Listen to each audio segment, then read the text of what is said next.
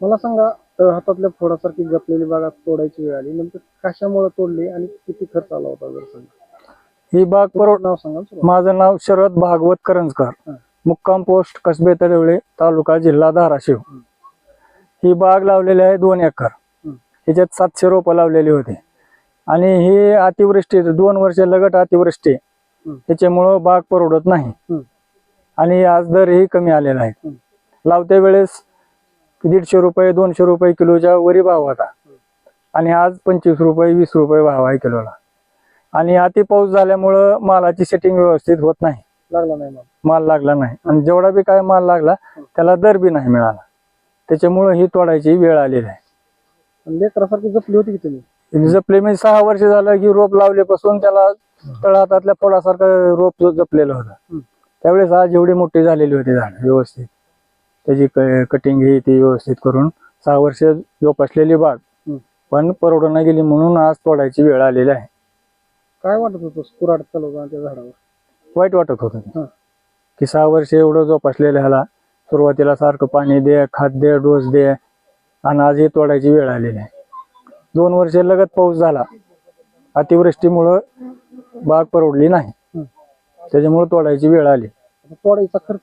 तोडायचा खर्च बी आहेच. आता हे पदरूनच आता ही 30-40 हजार रुपये तोडणीला आणि बाहेर काढायला रान दुरुस्त करायला 50,000 रुपये जाते. मुलं झाडं उचलून टाकायला मजूर मजुरी कुठली द्यायची? मजूर लावून घरच्या घरीच मजुरी लावली तर त्यांना पैसे द्यायचे कुठले? मग कसं तो करायला गोळा? ठीक आहे, असंच चालू आहे. घरची माणसं. काय सांगाल मामा, कसं काय तोडायची वेळ आली? काय ते परवडाना, अतिवृष्टी भाव नाही, काढायला सुद्धा आता मजूर लावायचं म्हणलं तर पैसे नाहीत. 23 रुपयाने गेली या वर्षी, पैसेच झाले नाहीत म्हणून काढायची वेळ आली. काढताना वाटतंय पण काय करावं, लेकरासारखी सांभाळलेली बाग.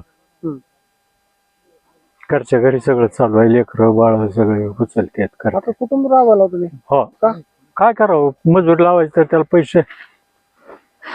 पैसा लागते. हा, मग काय वाटत होतं बाग तोडताना?